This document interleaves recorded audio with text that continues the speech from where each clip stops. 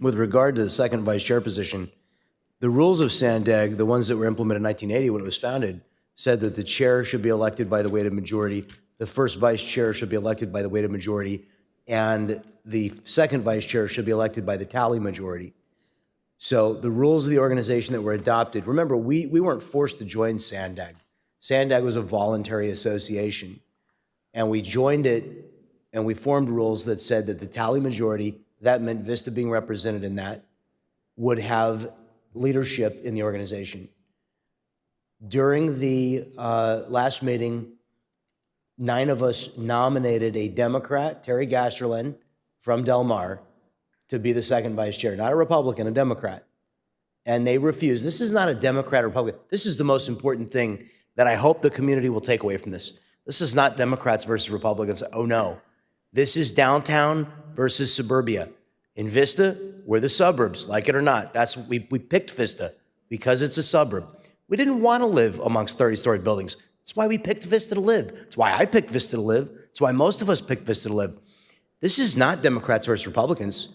This is North County and East County, as Doug Hicks so rightly said, being screwed by the city of San Diego.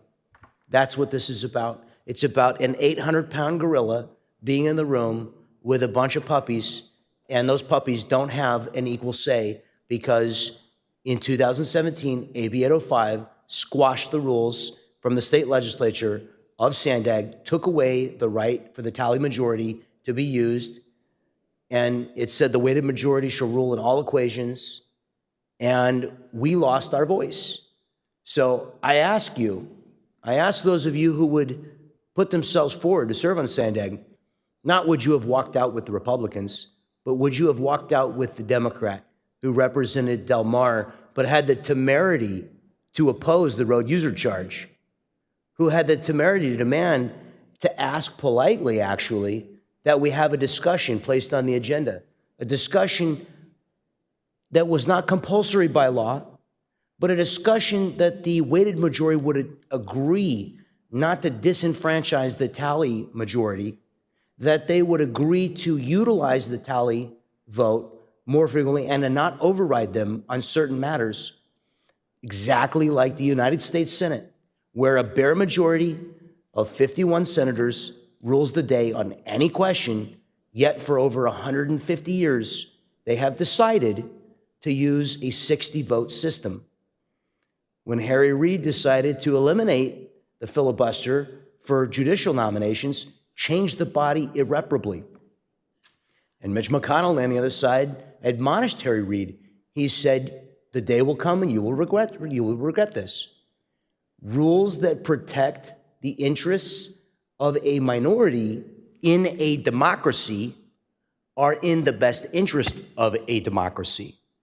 Rules that allow a bare majority to run roughshod over cities like ours.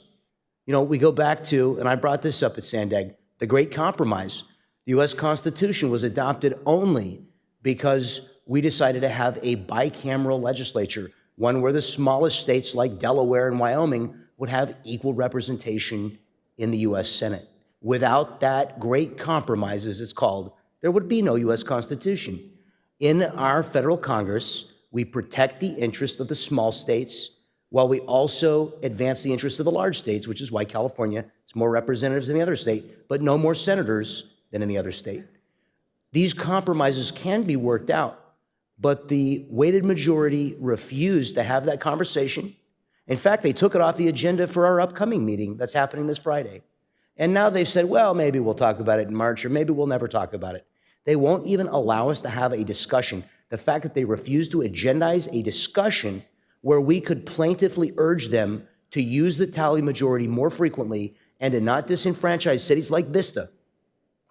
That is the reason. And when they went forward and called, when Nora Vargas called for a weighted majority on the question of the second vice chair and disallowed North County and East County to be represented by one of the smaller cities, a Democrat, that is the reason that we got up and left, because we wanted the weighted majority to know we're here voluntarily as a city. Vista is a member of SANDAG voluntarily, and SANDAG can be disbanded.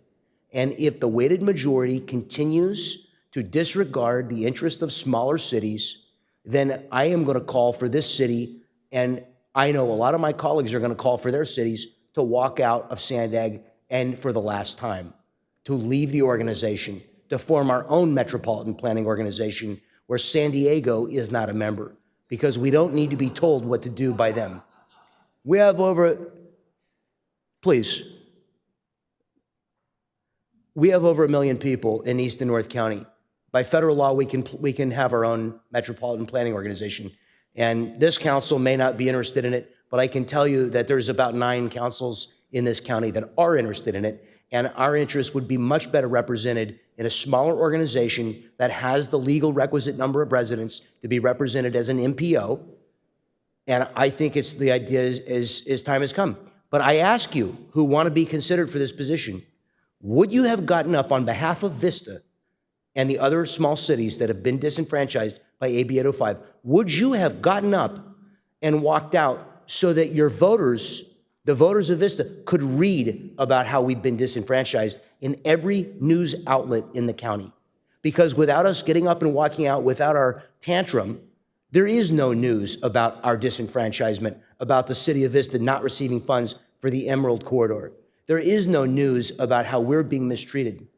So I ask you, tell the voters of Vista tonight, would you have stood with the Democrat from Del Mar and with the deputy mayor of Oceanside and the mayor of Poway and the mayor of San Marcos and the mayor of Escondido and the mayor of El Cajon and the mayor of Santee? And would you have said, we're not being treated fairly, we're not receiving money for our transportation priorities, and if you're not going to share the tax dollars which we contribute on a proportional basis by which we contribute, then we are going to signal to you in the strongest terms that our partnership may come to an end. I ask you, what would you do?